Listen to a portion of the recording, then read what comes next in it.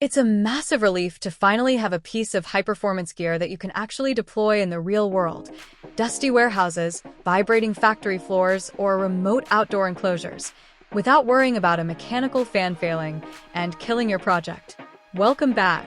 If you've been looking for the ultimate industrial-grade home for your AI models, the Seed Studio reComputer Industrial J3011 is the rugged, set it and forget it, powerhouse you've been waiting for.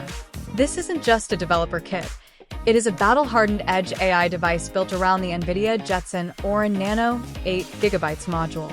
While standard dev kits are great for the lab, the J3011 is designed for the field.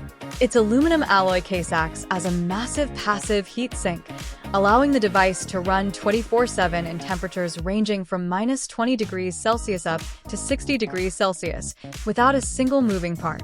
No fans means no dust intake and no mechanical wear, making it the perfect choice for mission-critical applications where maintenance isn't an option. What really makes the industrial tag earn its keep is the insane amount of connectivity. Most AI boxes give you a few USB ports and call it a day, but the J3011 is packed with professional interfaces. Dual RJ45 Gigabit Ethernet, perfect for network redundancy or separating your IP camera traffic from your main network.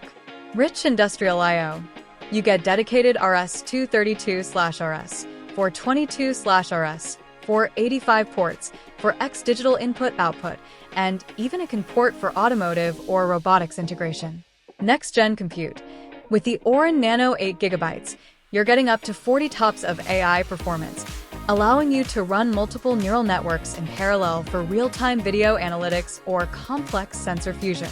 Whether you're building a smart city monitoring system, an autonomous warehouse robot, or an AI-powered security hub, the reComputer J3011 bridges the gap between a prototype and a finished product.